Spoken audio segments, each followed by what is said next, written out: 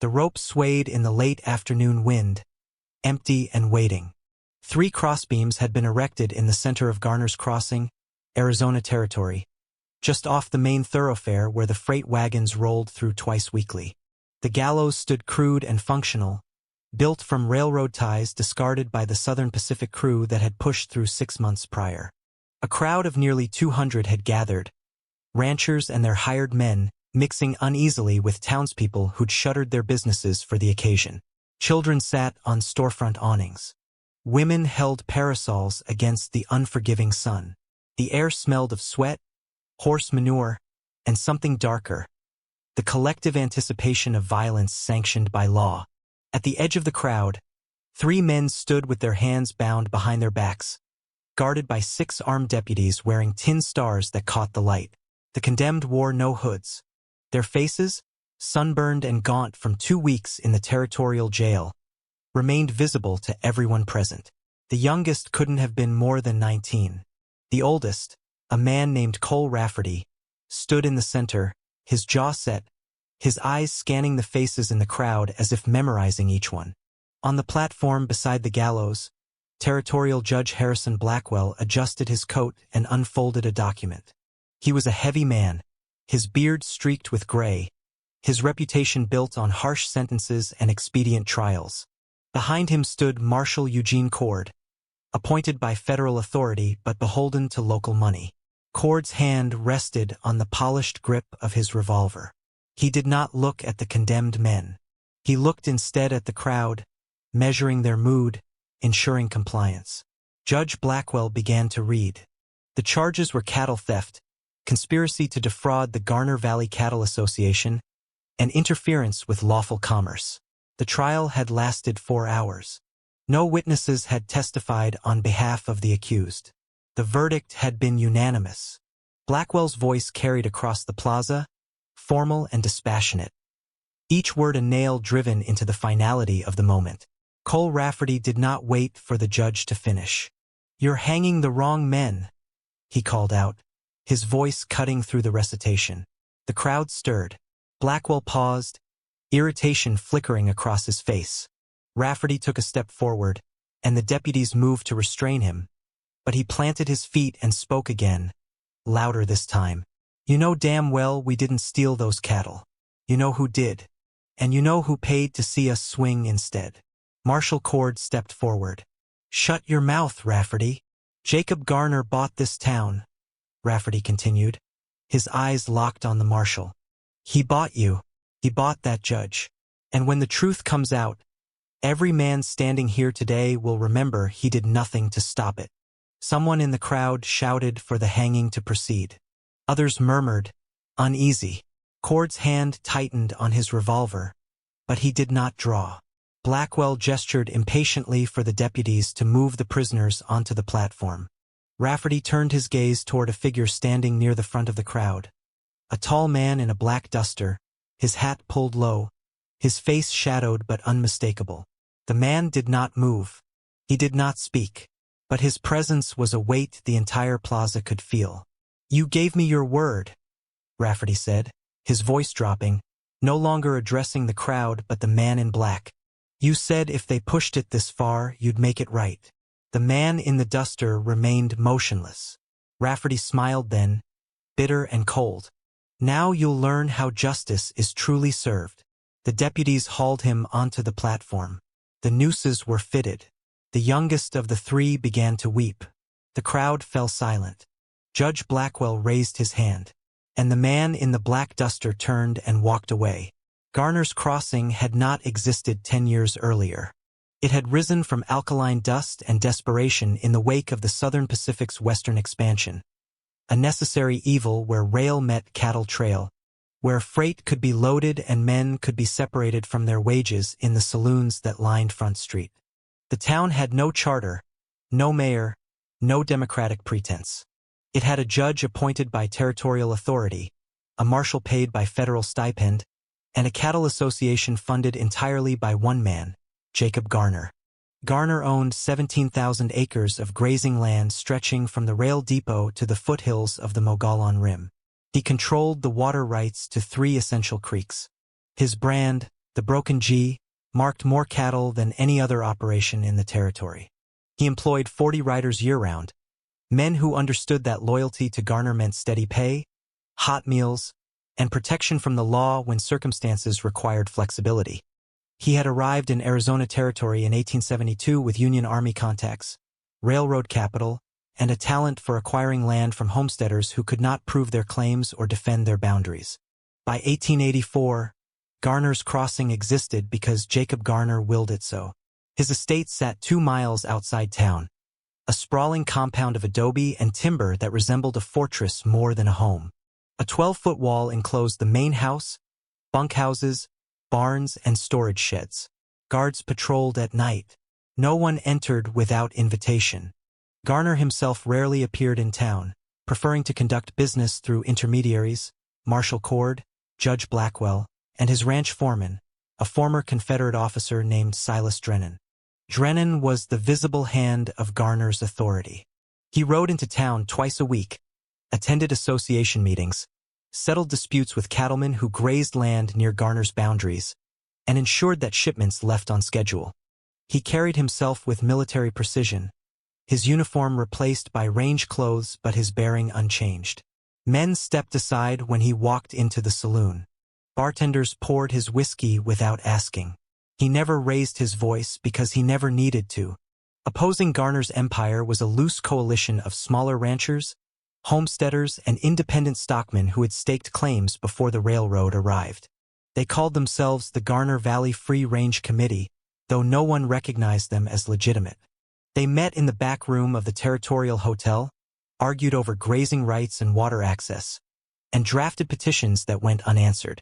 Their leadership rotated between 3 men: Thomas Birch, who ran a 200-head operation northeast of town; Samuel Cord, the marshal's younger brother, who had broken from family loyalty to join the homesteaders; and Cole Rafferty, a former Union scout who had mustered out in Arizona and built a modest spread with money saved from federal service. Rafferty was the one Jacob Garner hated most. He was not the largest landowner among the opposition. He did not speak the loudest at their meetings, but he had credibility. He had served with honor. He knew how to organize men, how to read terrain, how to move cattle without leaving tracks. Worse, he had connections to federal authorities in Prescott and Santa Fe, men who remembered his service and would listen if he filed a complaint. Garner had tried to buy him out twice. Rafferty had refused both times. Garner had sent men to intimidate him. Rafferty had run them off his land with a rifle and a warning. That warning had been simple: "I fought for this country. I know what justice looks like. If you push this far enough, someone will make you answer for it." Garner had laughed when Drennan relayed the message. "Justice," he'd said, pouring himself a drink in his study, "is what the man with the most guns decides it is." For months, an uneasy equilibrium had held. The smaller ranchers grazed their cattle, careful to avoid Garner's claimed territory. The Cattle Association controlled the rail contracts, the bank loans, and the judge's docket. Marshal Cord enforced order as defined by the association. Homesteaders filed claims through the Territorial Land Office, and those claims were processed slowly, lost in bureaucracy, or rejected on technicalities. Then, in late summer of 1884, 200 head of Garner's cattle disappeared. They vanished overnight from a grazing range near Antelope Springs, a creek that bordered Rafferty's land. No tracks led away. No carcasses were found. The riders who discovered the loss reported it immediately. Drennan assembled a search party within hours. They rode hard across Rafferty's property, found nothing, and returned to report that the cattle had been driven north into rougher country where tracks would be impossible to follow. Garner did not accept the explanation. He summoned Judge Blackwell and Marshal Cord to his estate that same evening. The meeting lasted less than an hour. When Cord emerged, he carried arrest warrants for Cole Rafferty and 2 of his hands. The charges were specific: theft of livestock, conspiracy to defraud, and interference with lawful commerce. The evidence was circumstantial but sufficient under territorial statute. Blackwell had signed without hesitation. Rafferty was arrested 3 days later while repairing a fence line. His 2 hands, young men named Peter Stokes and James Corwin, were taken into custody at the bunkhouse. All three were jailed without bail. The trial was scheduled for the following week. Word spread quickly. The Free Range Committee convened an emergency meeting. Samuel Cord, the marshal's brother, argued for organizing a legal defense. Thomas Birch wanted to petition the territorial governor. Others spoke of raising money for an appeal. Rafferty, when his lawyer visited the jail, said only one thing: "Send word to Dalton." The lawyer hesitated. "You sure about that?" Rafferty nodded. "He gave me his word. If Garner crossed the line, he'd settle it. Dalton's an outlaw." "So is Garner," Rafferty replied. "Difference is, Dalton keeps his promises." The message was sent. And 3 days before the trial began, a man in a black duster rode into Garner's crossing. His name was not widely known outside certain circles, but within them, it carried weight. Matthew Dalton had ridden with irregular cavalry units during the war, operating behind Confederate lines in Missouri and Arkansas. After Appomattox, he had drifted west, working as a scout, a hired gun, and occasionally as a regulator when disputes turned violent. He did not rob banks or hold up trains. He did not kill for sport, but he had a reputation for settling accounts when formal law failed to deliver justice, and men who knew his history understood that crossing him invited consequences. Rafferty had met him years earlier, during a territorial skirmish with Apache raiders. They had fought side by side for 3 days, outnumbered and low on ammunition, and when it ended, Dalton had told him, "You ever need something made right, you send word." Rafferty had never called on that promise. Until now. Dalton rode into Garner's crossing on a gray mare, his black duster dusty from the trail, his hat brim shadowing a face weathered by sun and violence. He carried a Winchester rifle in a saddle scabbard and a Colt revolver holstered low on his right hip. He did not stop at the saloon. He did not check into the hotel. He rode directly to the jail, dismounted, and walked inside. Marshal Cord looked up from his desk. His hand moved instinctively toward his sidearm, then stopped. He knew who Dalton was. Every lawman in the territory knew. "You've got no business here," Cord said. Dalton ignored him. He walked to the cell where Rafferty sat on a narrow bunk, his wrists still bearing rope burns from the arrest. Their eyes met. Rafferty stood. "They're going to hang you," Dalton said quietly. "I know. You want me to stop it?" Rafferty hesitated. "Not the way you're thinking. I want Garner exposed. I want the truth on record. If you start shooting, they'll call it a jailbreak and bury the whole thing."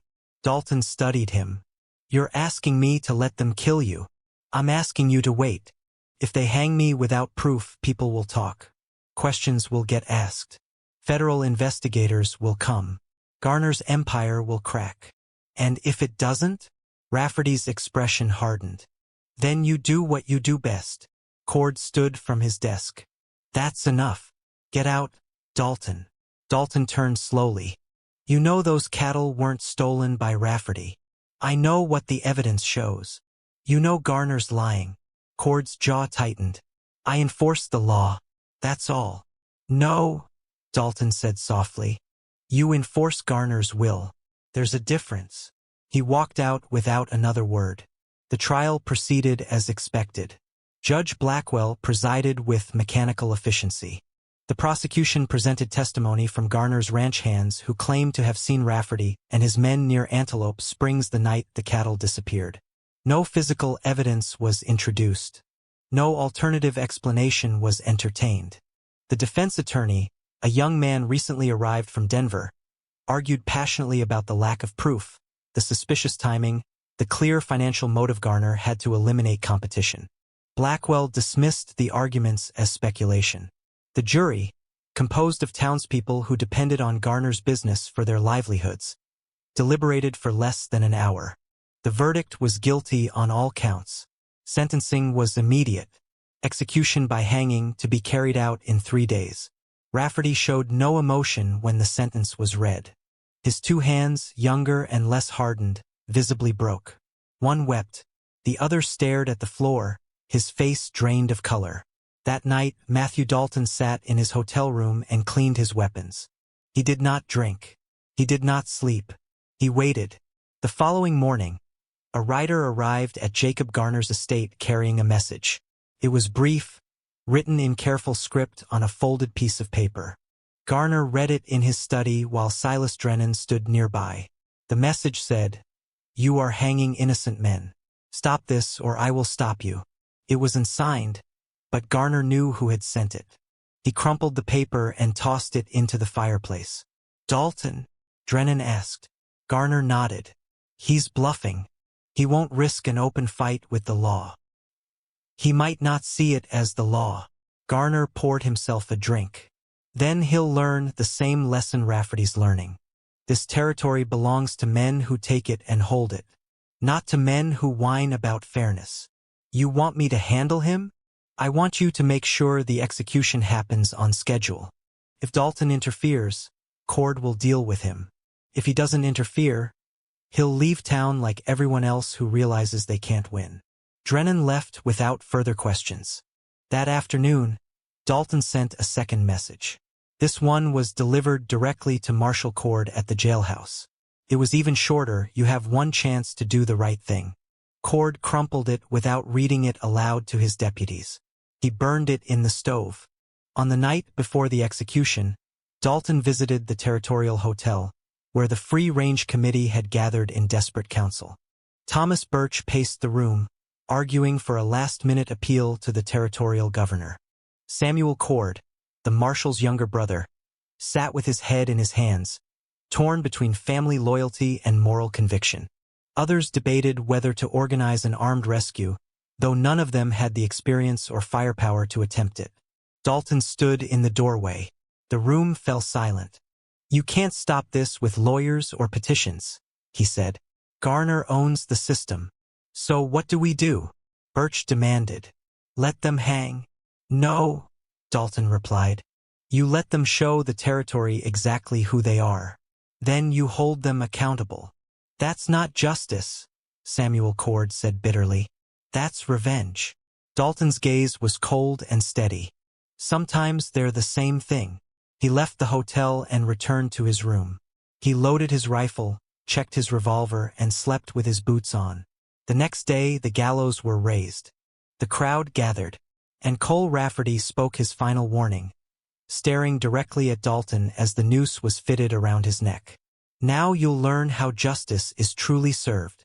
The trapdoor opened. The bodies dropped.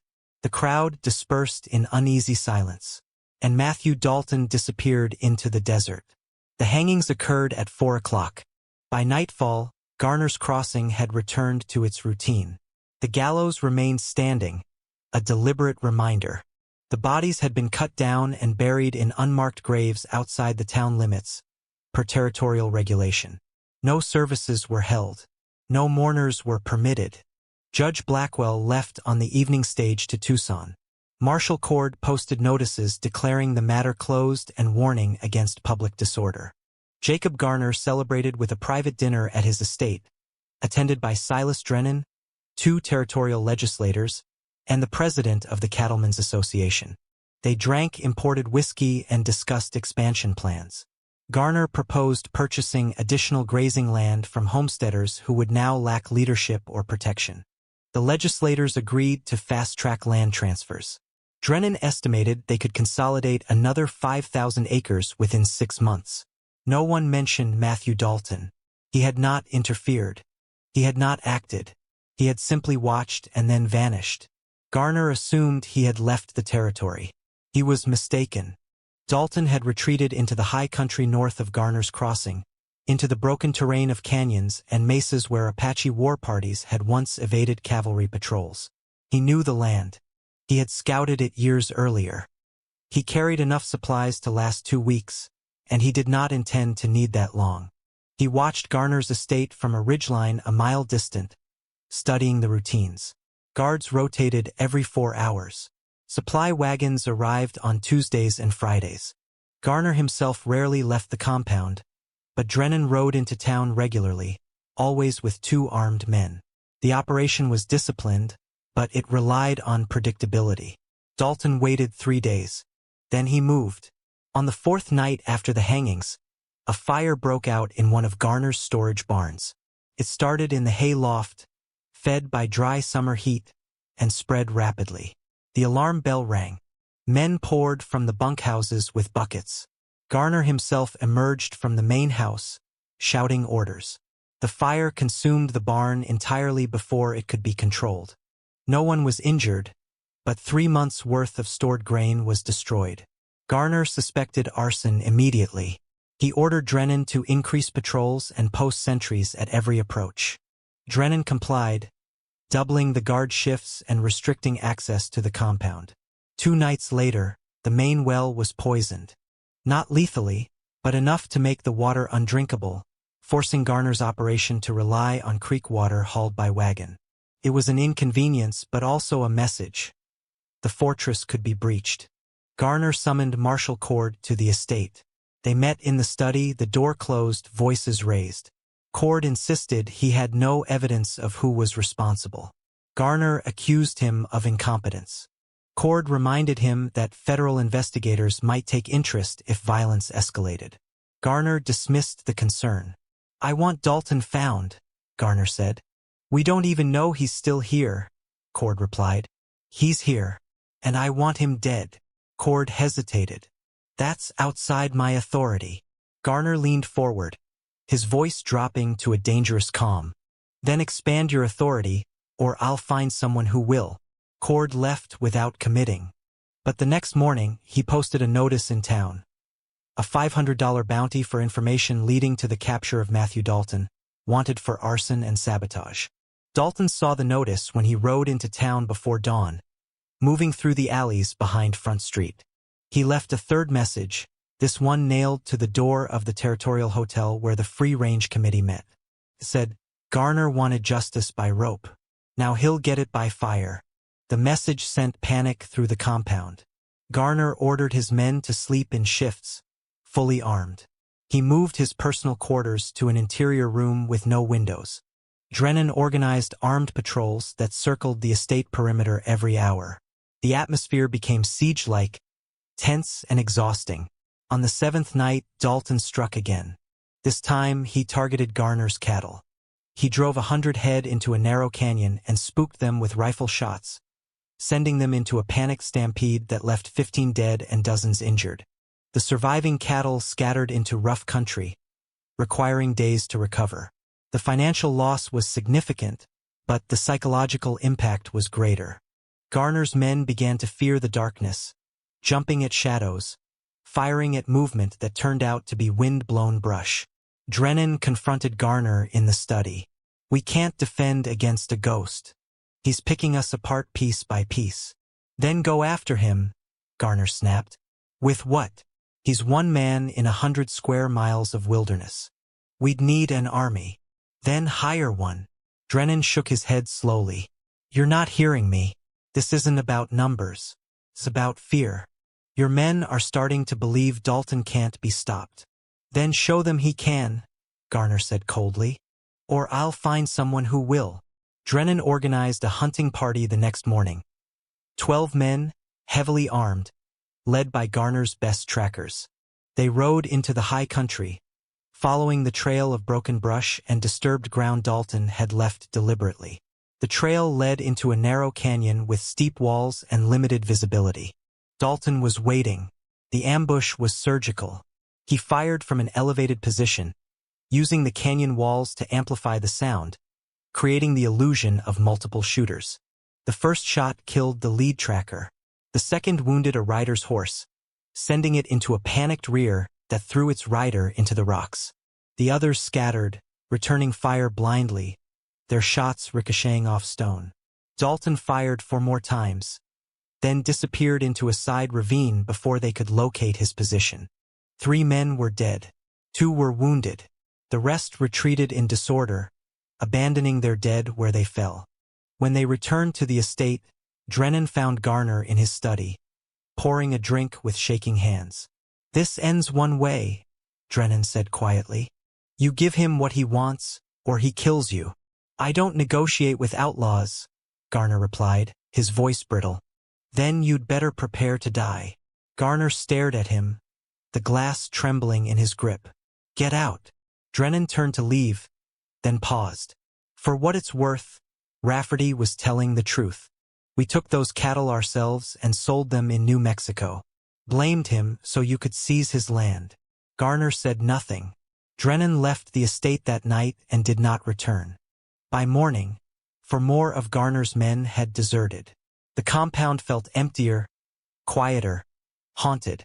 Garner sat alone in his study, a loaded revolver on the desk, staring at the door. And in the hills above, Matthew Dalton waited for the final reckoning. Jacob Garner did not sleep. He sat in his study through the night, the revolver within reach, listening to every creak of the floorboards, every whisper of wind against the shutters. The guards who remained on duty moved nervously, their rifles held tight, their eyes scanning the darkness beyond the compound walls. No one spoke. The estate had become a tomb waiting for its occupant to accept the inevitable. Dawn came gray and cold. Garner stood, his joints stiff, his face haggard. He walked to the window and looked out at the empty yard. Smoke still rose from the ruins of the burned barn. The well sat covered and useless. The bunkhouses, once filled with 40 men, now housed fewer than 20, and those who remained did so out of fear rather than loyalty. Fear of Dalton, fear of being caught fleeing, fear of what Garner might do if they abandoned him. A rider approached the main gate just after sunrise. Garner watched from the window as the sentry called out a challenge. The rider halted, raised his hands to show they were empty, and waited. After a tense moment, the gate was opened. The rider dismounted and was escorted to the main house. It was Samuel Cord, the marshal's younger brother. Garner met him in the foyer, the revolver now tucked into his belt. "You've got nerve coming here." Samuel Cord looked exhausted, his clothes dusty, his hat in his hands. "I came to deliver a message." "From who?" "Dalton." Garner's expression hardened. "I don't receive messages from outlaws." "Then you'll die today," Samuel said flatly. "He wanted me to tell you that. He's done with warnings. He's done with striking your property. Tonight, he's coming for you." Garner stepped closer, his voice low and venomous. "Why should I believe anything you say?" "Because I was there when Rafferty died. I watched you hang an innocent man, and I've been watching this territory rot under your control for too long." Samuel's voice shook, but he held Garner's gaze. "Dalton gave you a chance to stop this. You ignored him. Now he's going to finish it." "Let him come," Garner said. "I've got 20 armed men and walls around me. He's one man." Samuel shook his head slowly. "You still don't understand.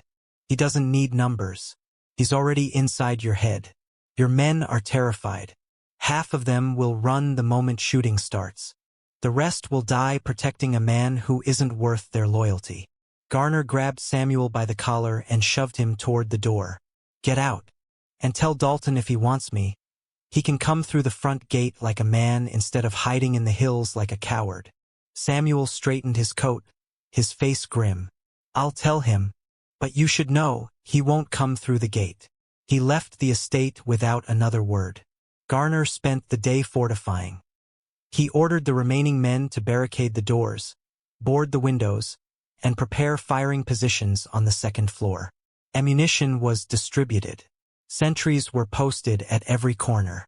He moved furniture to create barricades inside the main house. By mid-afternoon, the compound resembled a fort preparing for siege.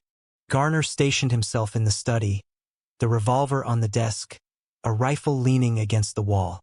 He ate nothing. He drank only water. He waited. Night fell. The guards lit torches along the perimeter, casting flickering light against the adobe walls. The air was still, oppressively quiet. An hour passed, then another. At midnight, the first shot rang out. It came from the east wall, a single rifle crack that extinguished one of the torches. The guards fired blindly into the darkness, their muzzle flashes revealing panicked faces. Another shot, this time from the west, dropping a second torch. Garner's men shouted orders, confusion spreading.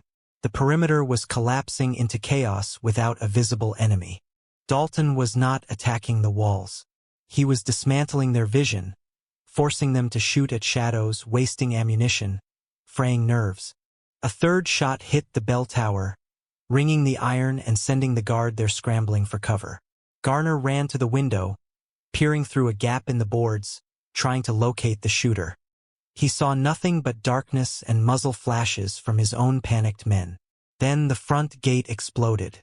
Dalton had placed a charge, dynamite stolen from a mining camp weeks earlier, and detonated it remotely. The blast tore the gate from its hinges and sent splinters of wood flying across the yard. 2 guards near the entrance were killed instantly. The others fell back, disoriented, their ears ringing. Through the smoke and debris, Dalton walked into the compound. He carried his rifle in one hand, his revolver in the other. He moved with deliberate calm, firing only when a target presented itself. He shot a guard on the bunkhouse roof. He fired through a window and hit a man reloading behind cover. He advanced toward the main house, each step measured, each shot precise. Garner's men broke. Some fled through the breached gate. Others barricaded themselves in the bunkhouses, refusing to engage. A handful held their positions, firing at Dalton from cover, but their shots went wide. Dalton did not hurry. He reloaded methodically, moved from position to position, and eliminated resistance one man at a time. Inside the main house, Garner stood frozen, the rifle in his shaking hands. He heard the gunfire drawing closer. He heard men screaming. He heard boots on the porch. The door to the study splintered inward. Dalton stepped through, his revolver leveled. Garner raised the rifle, his finger on the trigger. "You'll hang for this." Dalton's expression was unreadable. "Maybe, but you'll die first." Garner fired. The shot went high, punching into the ceiling. Dalton fired once, hitting Garner in the chest. Garner staggered backward, dropping the rifle, his hand clutching the wound. Blood spread across his shirt. He collapsed into his chair, gasping. Dalton lowered his weapon. He stood in the doorway, watching as Garner's breathing became labored, his face pale. "Rafferty told you," Dalton said quietly. "Justice was coming." Garner's mouth moved, but no words came. His eyes dimmed. His hand fell limp. Matthew Dalton walked out of the estate, past the bodies, past the burning wreckage, and disappeared into the night to BY morning. Word had spread across Garner's crossing. Jacob Garner was dead. His estate lay in ruins, its gates blown open, its walls scorched, its defenders scattered or slain. No one claimed credit. No one needed to. The entire territory understood what had happened, even if no witness would testify to it. Marshal Eugene Cord arrived at the compound with a federal investigator from Prescott, summoned by telegraph the previous week. They found Garner's body in the study, a single bullet wound through the heart. They found 7 more bodies scattered across the yard and inside the bunkhouses. They found no sign of the attacker, no physical evidence linking anyone to the assault. The investigator interviewed the survivors. None had seen Dalton's face clearly. None could describe him with certainty. Fear and darkness had rendered them unreliable.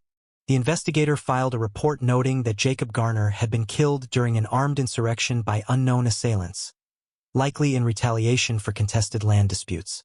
He recommended a formal inquiry into Garner's business practices and his relationship with territorial officials. Marshal Cord submitted his resignation the following day. He left Arizona Territory without explanation and was never seen in Garner's Crossing again.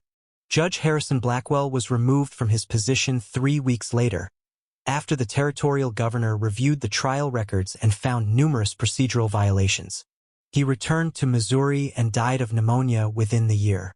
The Garner Valley Cattle Association dissolved. Without Garner's capital, influence, and intimidation, the smaller ranchers reclaimed grazing rights, renegotiated rail contracts, and established a cooperative that distributed profits more equitably. Thomas Birch was elected chairman.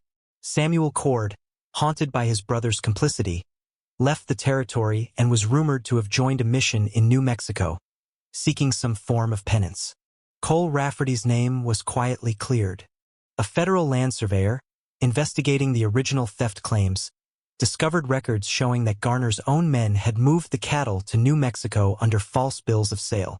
The evidence had been buried in association files. It was exhumed, documented, and entered into territorial records. Rafferty was posthumously exonerated. His land was transferred to his sister in Kansas, who sold it to a homesteader family. Matthew Dalton was never found.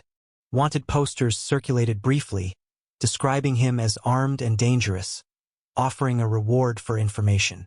None came. Sightings were reported from as far as Montana and Texas, all unverified. Some claimed he had crossed into Mexico. Others insisted he had taken a new name and settled quietly on a ranch in Colorado. A few believed he had died in the high country, his body lost to the desert. The truth was simpler. Dalton had done what he came to do. He had delivered justice in the only language men like Garner understood. He had vanished because staying would serve no purpose. He was not a lawman seeking recognition. He was not a vigilante building a reputation.